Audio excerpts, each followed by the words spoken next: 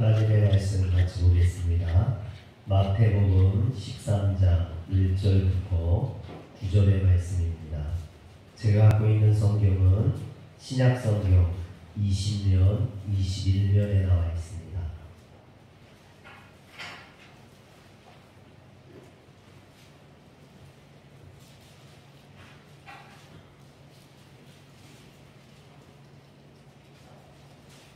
마태복음 13장 1절부터 9절의 말씀을 같이 교독합니다.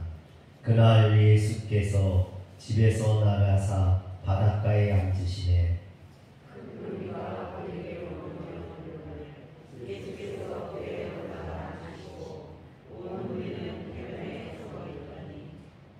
예수께서 비유로 여러 가지를 그들에게 말씀하여 이르시되 씨를 뿌리는 자가 뿌리러 나가서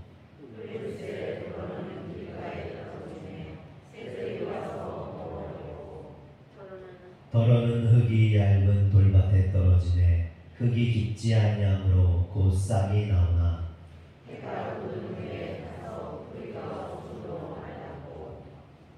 더러는 가시떨기 위에 떨어지매 가시가 자라서 기운을 막았고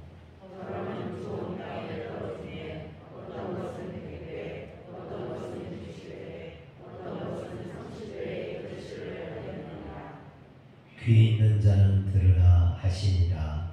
아멘. 할렐루야.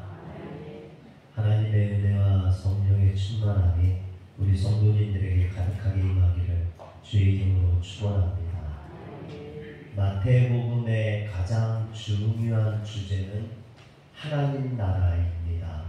마태는 이것을 천국이라고 묘사를 합니다. 그런데 우리는 천국이라고 하면 죽어서 가는 그런 종말론적인 나라라고 생각을 하죠.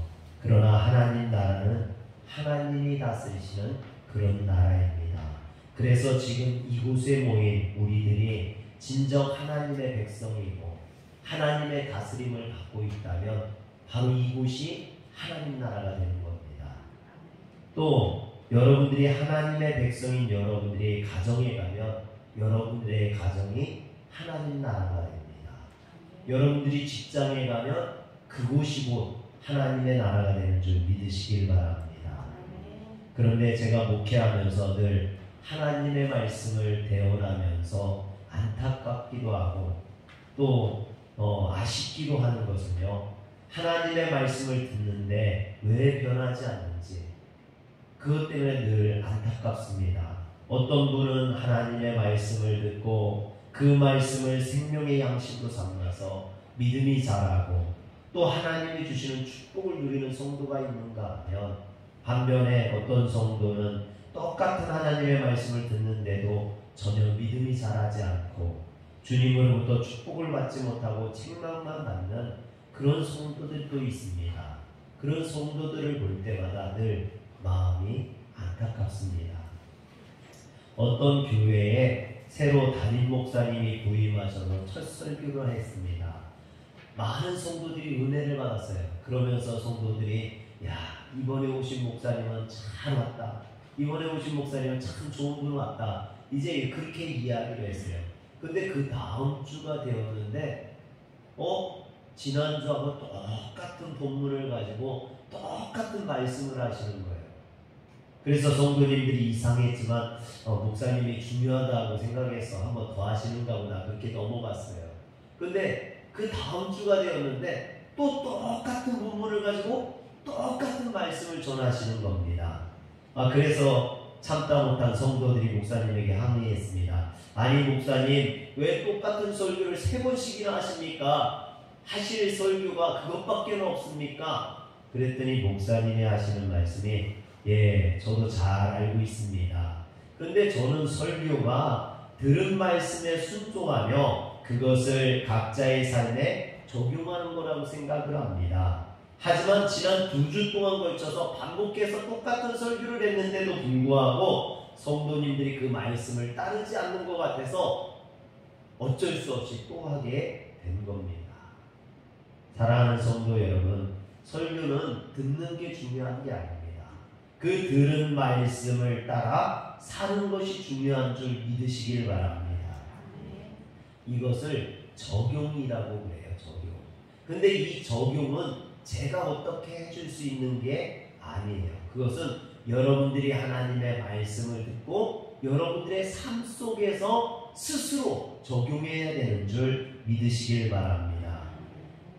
그런 의미에서 이번 추수감사절 때는요, 우리 성도주님 중에 누구 한 분이 이렇게 간증을 좀 해주셨으면 좋겠어요.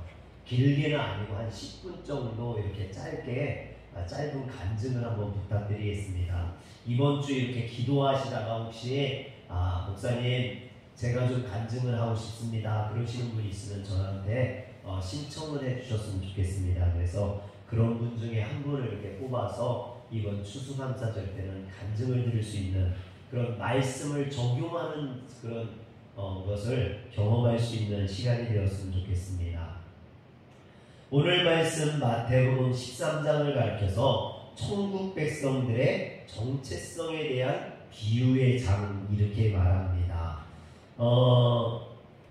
마태복음 13장에는 천국에 대한 비유가 7가지가 나와요. 7가지 천국에 대한 비유가 나옵니다. 1절부터 23절까지는 씨 뿌리는 자의 비유, 또 24절부터 43절까지는 가라지의 비유, 겨자씨의 비유, 누룩의 비유가 나오고, 또 44절부터 46절까지는 감추인 보화와 값진 진주의 비유가 나옵니다. 그리고 47절부터 52절까지 보면 예수님께서 그물 비유의 말씀을 하시고 이 천국에 대해서 깨달은 제자들에게 나아가서 그 천국의 복음을 전파할 것을 명령하십니다.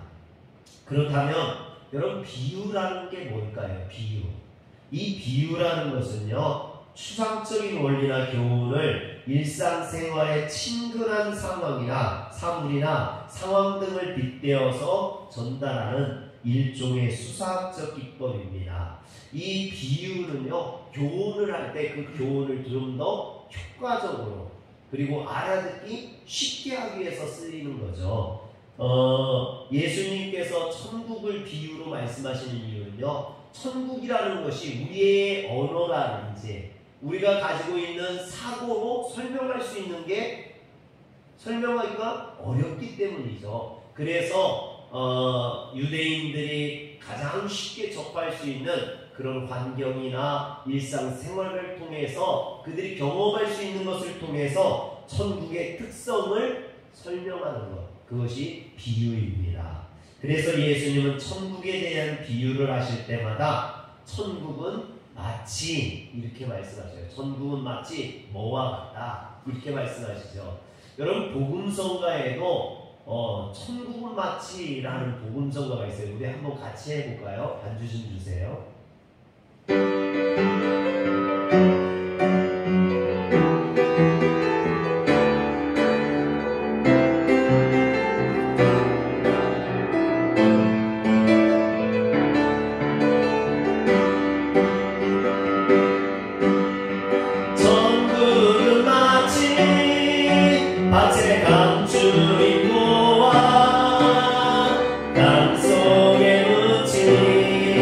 아무도 모르는 곳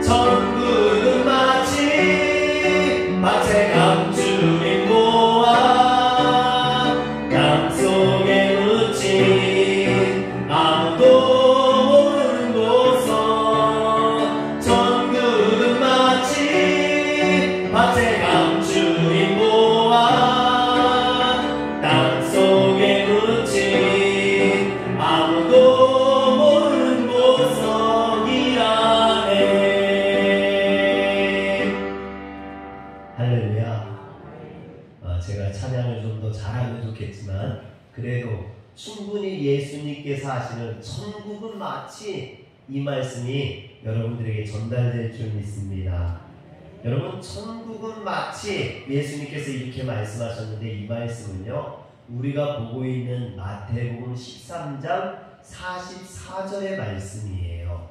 그래서 44절에 보면 천국은 마치 밭에 감추인 보화와 같으니 사람이 이를 발견한 후 숨겨두고 기뻐하며 돌아가서 자기의 소유를 다 팔아 그 밭을 사느니라 그랬습니다.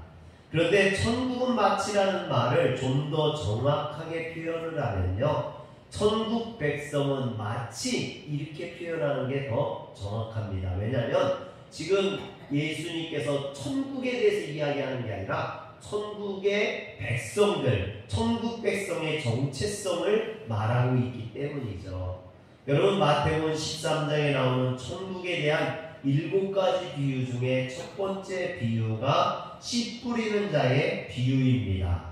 하나님이 뿌리시는 복음의 씨를 하나님의 백성들이 어떻게 수용하는지 그것을 가르치는 말씀이죠. 예수님께서는 이처럼 당신이 뿌리시는 그 씨를 받아들이는 사람에 따라서 그 삶이 달라진다라고 말씀하십니다. 그래서 오늘 비유를 통해 우리가 깨달을 수 있는 것은 복음을 듣고 열매를 맺고 안 맺고는 씨의 문제가 아니라 그 씨를 받아들이는 밭의 문제라는 거예요.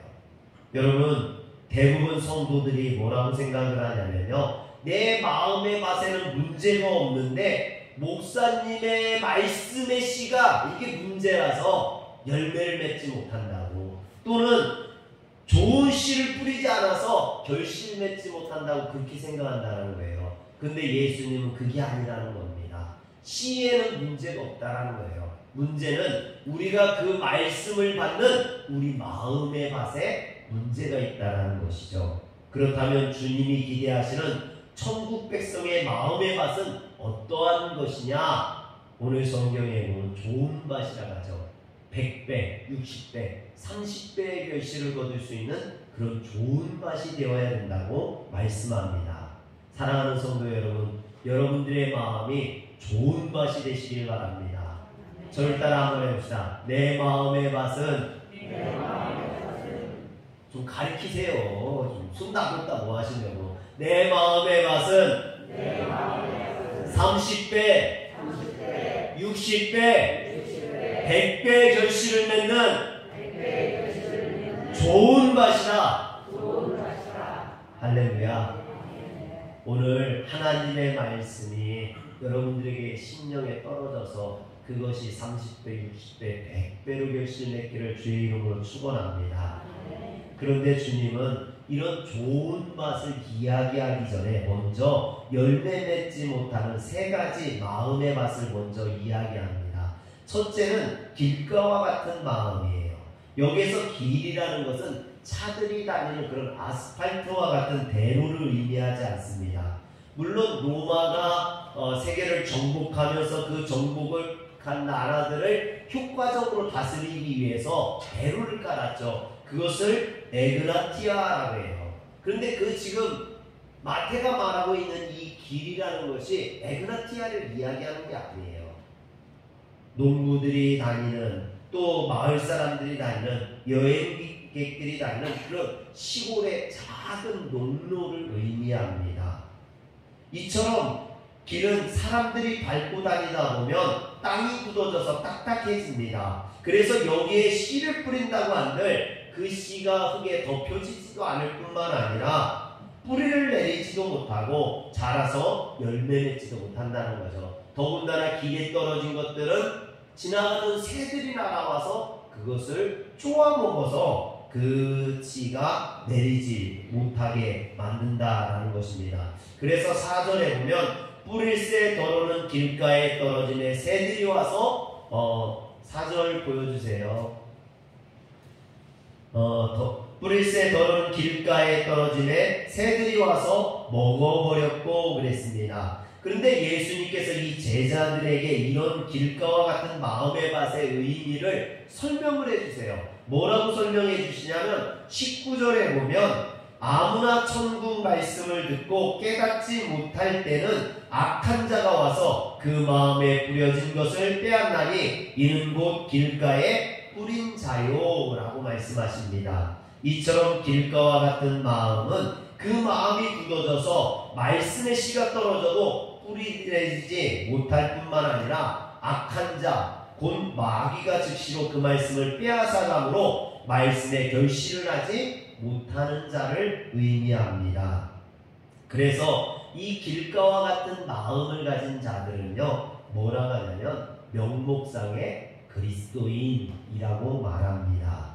이들은 이름만 그리스도인이지 말씀에 관심도 없고 열심도 없고 말씀을 받아서 자라나지 못하는 그런 성도들입니다. C.S. 루이스 교수가 스크루테이프라는 편지라는 그 책에 보면 한 노인이 도서관에 가서 어떻게 이렇게 책을 찾다가 우연히 신앙 서적을 보게 됩니다. 그래서 신앙 서적을 막 읽다 보니까 그 마음속에 어떤 신앙에 대한 열정 같은 게 막 샘솟는 거예요. 그래서 내가 이제부터는 좀 신앙생활을 열심히 해야겠다. 여러분 혹시 오늘 말씀을 들으면서 여러분들의 마음에도 이런 생각이 드시길 주의 이름으로 축원합니다. 내가 좀 신앙생활을 열심히 해야겠다. 이런 마음이 좀 들어야겠죠. 근데 이 노인도 그런 거예요. 근데 시계를 보니까 점심시간이 된 거예요. 그래서 점심시간이네? 그래서 나가서 막 밥을 먹으면서 이제 오후에 뭘 해야 될지 막 이렇게 생각하다 보니까 마음이 급해지는 거예요. 그래서 밥을 먹고 막 급하게 나가서 또 일을 하다 보니까 그 도서관에 들려서 신앙 서적을 읽으면서 느꼈던 내가 신앙생활을 좀 열심히 해야지 그랬던 마음이 다 잃어버리고 사라져버리고 없는 거죠. 근데 그 책에서 보면 이때 악마가 그 뒤에서 웃고 있었더라 그래요. 여러분 사랑하는 성도 여러분, 이 책에 나온 노인처럼 우리도 바쁜 일상으로 인해 말씀이 정착하지 못하고 있지 않습니까? 주님의 전에 나와서 말씀을 들을 때는 그래 내가 말씀대로 살아야지 그랬다가 예배당을 나가면서 집에 가서 해야 될 일들, 바쁜 일들 이런 것들 생각하다 보면 그 말씀들을 다 잃어버리고 세상에 빠져서 살아가느라 말씀을 잃어버린 여러분 그런 성도는 아닙니까? 그런데 여러분 그럴 때 내 뒤에서 마귀가 웃고 있다라는 거예요. 만약 그렇다면 여러분들도 모르는 사이에 명목상의 그리스도인이 되고 마는 겁니다. 그런데 오늘날 교회마다 이런 성도들이 너무나 많이 있습니다. 그래서 사단이 이런 성도들을 보며 기뻐하죠. 그러나 주님은 슬퍼할 겁니다. 사랑하는 성도 여러분, 길가와 같은 밭이 되지 말기를 바랍니다. 명목상의 그리스도인이 되지 말기를 소원합니다. 오늘 우리에게 주어지는 그 말씀을 붙드시고 여러분 소가 되새김질하듯이 그 말씀을 날마다 되새김질하심으로 하나님의 말씀이 여러분 안에서 잘 정착하고 자랄 수 있기를 주의 이름으로 축원합니다. 두 번째, 돌밭과 같은 마음입니다. 제가 성지순례를 가서 이스라엘에 보니까요 돌들이 많아요. 돌들이 얼마나 많은지 몰라요. 그래서 집을 져도 다 돌로 짓고 거기는 돌투성이입니다. 또 땅이 석회질 땅이 많아서 이 씨를 뿌려도 곡식이 잘 되지를 않습니다. 열매 맺기가 어렵죠. 그래서 마태복음 13장 5절과 6절에 보면 더러는 흙이 얇은 돌밭에 떨어지되 흙이 깊지 아니하므로 곧 싹이 나오나 해가 돋은 후에 타서 뿌리가 없으므로 말랐고 그랬습니다. 그런데 이런 돌밭에 대해 예수님께서는 뭐라고 이것을 설명하시냐면 21절에 보니까 그 속에 뿌리가 없어 잠시 견디다가 말씀으로 말미암아 환난이나 박해가 일어날 때에는 곧 넘어지는 자요, 가시떨 위에 뿌려졌다는 것은 말씀을 들으나 세상의 염려와 재물의 유혹에 말씀이 막혀 결실하지 못하는 자요, 이렇게 설명을 합니다. 저는 이런 교인들을 가리켜서 피상적인 그리스도인이라고 부르고 싶습니다. 이들은 교회에서 선포되는 말씀에 일시적으로 동의도 하기도 하고 또 어떤 은혜도 받기도 하고 참여하기도 합니다. 그러나 어느 한순간 신앙에 어려움이 찾아오거나 또는 물질적인 손해가 생긴다라고 생각을 하면 언제든지 과감하게 신앙을 내팽개치는 그런 사람들이라는 것이죠. 그들은 언제든지 신앙과 이별할 준비를 하고 있는 성도들입니다. 여러분, 존 버년이 쓴 철로 역정에 읽어보면 크리스천이 멸망의 도시를 떠나서 전도자에게 받은 메시지에 공감하면서 이렇게 구도자의 길을 천국을 향해서 나아갈 때 함께 나아갔던 사람 중에 변덕씨가 있어요. 이름도 변덕씨예요. 변덕씨. 어떤 사람인지 잘 알겠죠? 잘 변한다. 변덕을 부린다라는 거죠. 그는 천국과 영생의 말씀을 들을 때는 이 말씀을 듣고 내 마음은 화물경에 사로잡혔다라고 막 떠들어댑니다. 그런데 얼마 가지 않아 크리스천과 함께 절망의 늪에 도달하고 그곳에 빠지는 고난을 당하자 변덕씨가 하나님 앞에 화를 냅니다. 그러면서 하는 말이 뭐냐면 이것이 당신이 말한 영원한 행복이란 말입니까? 우리가 이 길을 떠나온 지 얼마나 되지도 않았는데 벌써부터 이런 무서운 고생이 있다면 앞으로 어떤 고생이 있을지 어찌 안단 말입니까? 그리고 그 신앙의 길을 저버리고 다시 절망의 도시로 들어가 버리고 멸망의 도시로 돌아가 버리고 말았다는 것입니다. 여러분, 이것이 믿음의 여정을 오래갈 수 없는 피상적 그리스도인들의 모습이라는 거예요. 조금만 어려워도, 조금만 힘들어도, 조금만 나에게 손해가 와도 그것을 버리고 떠나가는 성도들. 최근 중국에 다시 기독교에 대한 박해가 심해지면서 선교사님들이 이렇게 많이 중국에서 쫓겨나는 일들이 벌어지거든요. 예전에도 문화혁명 시작되면서 선교사들이 많이 추방되었었습니다.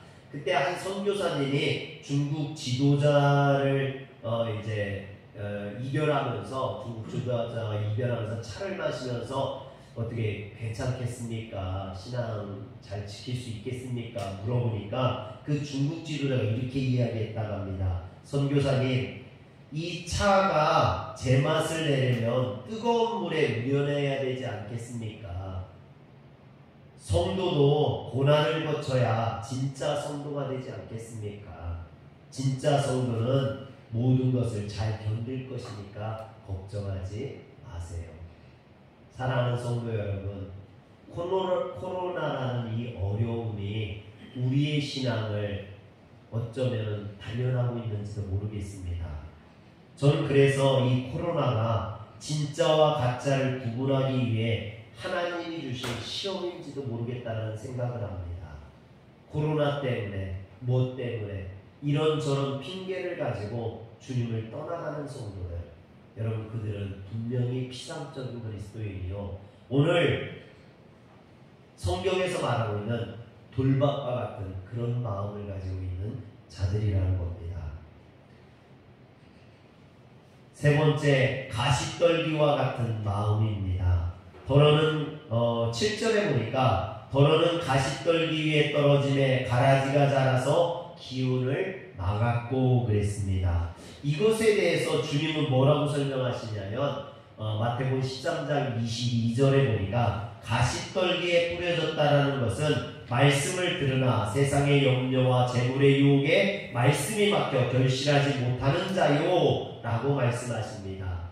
이들에게는 말씀에 대한 관심도 있고 열정도 있었습니다. 말씀을 사모해서 열심히 경청하기도 했습니다. 그러나 문제는 이들에게 말씀에 대한 관심보다 더 중요한 관심거리, 더 중요한 욕심, 그런 것들이 있다는 거죠. 그게 뭡니까? 세상에 대한 욕심, 세상적인 물질적인 욕심, 이런 거라는 겁니다. 그런데 이는 마치 예수님께서 마태복음 19장에서 비유로 말씀하신 부자 청년 관원을 연상케 합니다. 여러분, 그 마태복음 19장에 보면 부자 청년이 영생에 대한 갈망과 관심을 가지고 예수님을 찾아나왔습니다. 그리고 예수님에게 영생의 길을 물어보죠. 그때 예수님께서 뭐라고 하십니까? 마태복음 19장 21절에 보면 예수께서 내 소유를 팔아 가난한 자들에게 주고 그리고 와서 나를 따르라 하십니다.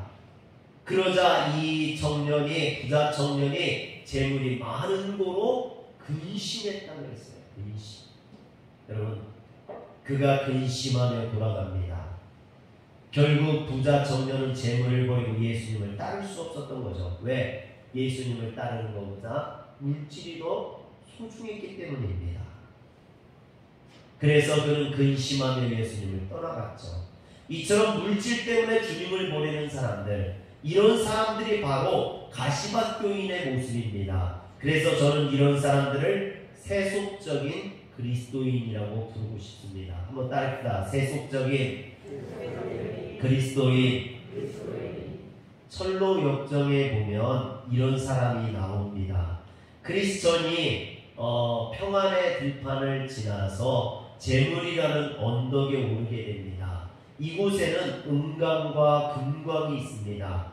이곳에 나오는 금과 은은요, 사람들이 그렇게 사모하고 가지기를 소원하는 그런 금과 은입니다. 특히 이 금광과 은광 입구에는 대마라는 사람이 있는데, 이 대마라는 사람은 지나가는 순례객들을 불러서 그 금광과 은광에 들어가게 하는 사람입니다. 유혹하는 사람이죠. 그가 순례자들에게 말합니다. 순례자들이여, 이곳에 들어와 보시오. 이곳에는 그 사람들이 좋아하는 금과 은이 아주 많이 있습니다. 금광과 은광에 들어가서 힘들이지 않고 조금만 파면 금방 부자가 될 수 있습니다. 이런 대마의 유혹에 많은 사람들이 구경하러 들어갔다가, 또는 조금만 파도 금과 은이 많이 나온다는 말에 속아서 그 속에 들어가서 평생을 빠져나오지 못하고 그곳에서 죽어가고 만다라는 거죠. 여러분, 도박에 빠진 사람들이 조금만 하면 될 것 같거든요. 조금만 하면 잭팟이 터질 것 같은데, 여기에 나오는 금광과 은광에 들어간 사람들도 마찬가지입니다. 조금만 파면 나올 것 같은데, 조금만 더 파면 내가 더 부자 될 것 같은데, 조금만 더 파면, 조금만 더 파면, 조금만 더 파면, 그러다가 영원히 나오지 못하게 된다는 거죠. 다행히 크리스천과 소망은 이런 금광의 유혹을 이겨내고 천국의 순례의 길을 계속해서 걷게 됩니다. 이들이 눈앞에 있는 이 금과 은의 유혹에 빠지지 않냐고 천국의 순례의 길을 계속 갈 수 있었던 것은요, 목적을 잃어버리지 않았기 때문이에요. 그들의 인생의 목적, 그들이 지금 가는 이 순례의 목적. 사랑하는 성도 여러분, 우리가 신앙을 잃어버리지 않기 위해서는요, 우리의 목적을 잃어버리지 않는데요. 천국이라는 목적, 주님이 십자가라는 것을 잃어버리지 않고 그것만 똑바로 바라보고 나가면 길을 잃어버리지 않는 줄 믿으시길 바랍니다. 그런데 여러분, 대마라는 이름 많이 들어보셨죠? 어디에선가 들어본 이름 같기는 하지 않습니까? 아닌가요? 못 들어보셨나? 여러분, 이 대마라는 이름이요, 성경에 나오는 이름이에요. 디모데후서 4장 10절에 보면 나오는 이름입니다. 대마는 이 세상을 사랑하여 나를 버리고 데살로니카로 갔고, 그레스게는 갈라디아로, 디도는 달마디아로 갔고 그랬습니다. 이처럼 대마는 세상을 사랑하여 감옥에 있던 바울을 버리고 떠나갔던 그런 사람입니다. 대마라는 뜻은요, 다스리는 자예요. 여러분, 이 대마는 세상의 욕심을 다스릴 수 있어야만 했던 겁니다. 근데 그것을 다스리지 못했죠. 대마는 자신 안에 있는 욕심을 다스려야 했지만 그것을 다스리지 못해서 친구였던 바울을 버리고 함께했고 동역자였던 그를 버리고 교회를 떠나갔던 사람입니다. 그가 교회를 떠나갔던 데는요, 두 가지 이유가 있었어요. 첫 번째는 뭐였냐면 정치적인 이유입니다. 보니까 정치적으로 그리스도인들을 핍박하기 시작하더라는 거죠. 아, 내가 그리스도인으로 교회에 있다가는 핍박을 받겠구나, 생명의 위협을 당할지도 모르겠구나, 이 생각에 교회를 떠나갔던 겁니다. 또 하나는요, 물질에 대한 욕심 때문입니다. 교회를 다니니까 헌금도 해야 되고 물질도 봉사도 해야 되고 헌신도 해야 되고 이런 것들이 싫었던 거죠. 사랑하는 성도 여러분, 오늘날 대마와 같은 성도들이 얼마나 많이 있습니까? 신앙생활하면서 물질, 봉사하기, 헌신하기 싫어하는 성도들. 오늘 대마와 같은 성도들이 너무 많다는 거죠. 지난번에 서울에 있던 친구한테 이제 전화가 왔는데요. 아, 이게 목회인지 아닌지 모르겠다고 그래요. 그래서 무슨 소리냐 했더니 성도님들이 헌신하기를 싫어한다는 거예요. 코로나 터지기 전입니다. 교회에서 같이 공동 식사를 하는데 성도들이 봉사하기 싫다고 밥을 사서 먹자고 그러대요. 식당에다 맞춰서 주일날마다 배달시켜서 먹자. 우리가 헌금하지 않느냐. 그 헌금 가지고 밥을 시켜서 먹는, 청소부를 사서 하자. 그런데요, 여러분, 오늘날 너무나 대마와 같은 성도들이 너무 많지 않나 그런 생각이 듭니다. 헌신하고 수고하기 싫어하는, 세상의 욕망에 빠져서 주님을 버릴 수 있는 성도들. 여러분, 이런 성도들에게는 하나님 나라가 주어지지 않는다는 것을 여러분 깨달으시길 바랍니다. 그렇다면 참된 하나님의 나라 백성들의 마음은 어떤 밭이어야 할까요? 바로 100배의 결실을 맺을 수 있는 좋은 밭이 되어야만 합니다. 8절에 보면 더러는 좋은 땅에 떨어지네 어떤 것은 100배, 어떤 것은 60배, 어떤 것은 30배의 결실을 하였느니라 그랬습니다. 그렇다면 어떻게 해야 우리의 마음을 100배의 결실을 맺을 수 있는 그런 좋은 밭으로 가꿀 수 있을까요? 여러분, 그런 밭이 되고 싶지 않습니까? 여기에 길가와 같은 밭, 아니면 돌짝과 같은 밭, 아니면 여러분들이 가시밭과 같은 그런 밭이 되고 싶지는 않지 않습니까? 여러분들이 좋은 밭이 되기를 주의 이름으로 축원합니다. 예수님께서는요, 누가복음 8장 15절에 이렇게 이야기하십니다. 좋은 땅에 있다라는 것은 착하고 좋은 마음으로 말씀을 듣고 지키어 인내로 결실하는 자니라 그랬습니다. 저는 여기에서 가장 중요한 게 지키는 이라고 생각을 해요. 지키는. 좋은 밭과 좋은 돌밭, 가시밭, 이런 것들은요 똑같이 하나님의 말씀을 듣는 거예요. 좋은 밭도 하나님의 말씀을 듣고 가시밭도 또 돌밭도 똑같이 하나님의 씨가 떨어졌다라는 겁니다.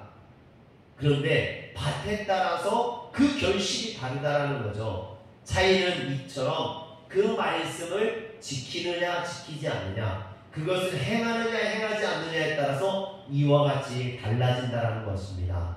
말씀을 듣는 것은 그것을 지키기 위함이라는 거예요. 그것을 행하기 위함이라는 겁니다. 그런데 듣기만 하고 그것을 지키지 않으면 아무 소용이 없는 거죠. 여러분, 그렇지 않습니까? 하나님의 말씀을 듣기만 한다면, 내가 그것을 행하지 않는다면 그것이 무슨 소용이 있느냐라는 거죠. 요한계시록 1장 3절을 보여주시길 바랍니다. 요한계시록 1장 3절, 이 예언의 말씀을 읽는 자와 듣는 자와 그 가운데 기록한 것을 지키는 자는 복이 있나니. 요한계시록 1장 3절, 지키는 자는 복이 있다라고 했어요. 사랑하는 성도 여러분, 하나님의 말씀을 지키는 자가 되시길 바랍니다. 말씀이 복이 되려면 그대로 행하고 지켜야 한다는 거죠. 그러므로 우리는 하나님의 말씀에 순종해야 됩니다. 그럴 때 말씀이 우리 안에서 30배, 60배, 100배의 결실로 맺게 되는 줄 믿으시길 바랍니다. 이처럼 말씀은 듣는 것만으로 우리에게 변화가 일어나는 게 아니에요. 그것을 지킬 때, 여러분, 말씀을 많이 알지 못해도, 많이 듣지 못해도 주일날 듣는 이 말씀만이라도 여러분들이 한 가지만이라도 붙들고 지키어 행한다면 여러분들에게 복이 많은 줄 믿으시길 바랍니다. 11세기의 신성 로마 제국에 하인리 3세라는 왕이 있었습니다. 이 왕이 정치적으로 너무 힘들고 어려우니까 이 왕의 자리를 그만두고 수도원에 들어가서 수도사가 되고 싶은 거예요. 그래서 수도원 원장을 찾아가서 자기가 존경하는 수도원 원장에게 말합니다. 나도 수도사가 될 수 있느냐. 그랬더니 이 수도원 원장이 왕에게 말하죠. 모든 수도사 후보생들에게 원하는 것이 세 가지가 있는데 순종과 순결과 청빈이라는 이 세 가지를 약조해야 된다.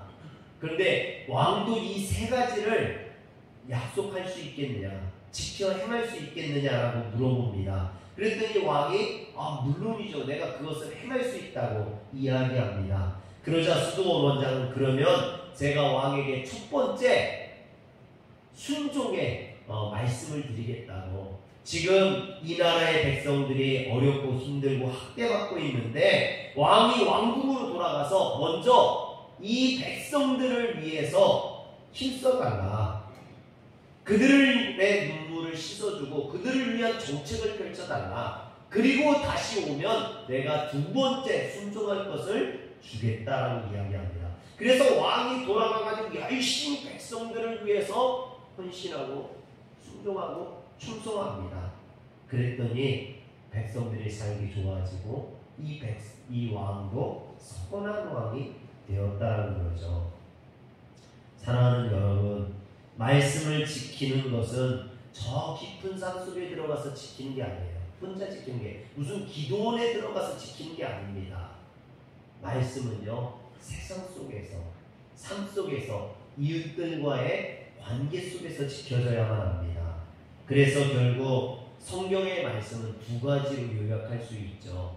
뭡니까? 누가복음 10장 27절에 보면 나와 있습니다. 내 마음을 다하고 목숨을 다하고 힘을 다하며 뜻을 다하여 주 너의 하나님을 사랑하고 또한 내 이웃을 내 자신과 같이 사랑하라. 여러분, 하나님을 사랑하고 이웃을 사랑하는 것, 그것이 곧 하나님의 말씀을 지키는 것이고 행하는 것이라는 겁니다. 사랑하는 성도 여러분, 우리의 마음의 맛을 어떻게 하면 좋은 마음의 맛이 될 수 있느냐, 이것만 행하면 돼요. 하나님을 사랑하고 이웃을 사랑하는 것. 오늘 이 말씀을 여러분 잊지 마시고 이 말씀을 따라서 지켜 행하는 성도들 되시길 주의 이름으로 축원합니다. 기도하겠습니다. 전능하신 하나님, 오늘 우리의 마음이 하나님이 축복하실 만한 30배, 60배, 100배의 결실을 맺을 수 있는 좋은 밭이 되기를 소원합니다. 오늘 들은 말씀을 우리가 잃어버리지 않게 하시고 우리의 삶 속에서 지켜 행하게 하여 주시옵소서. 하나님을 사랑하고 이웃을 사랑하는 저희들 되게 하여 주시옵소서. 우리 주 예수님의 이름으로 기도합니다. 아멘.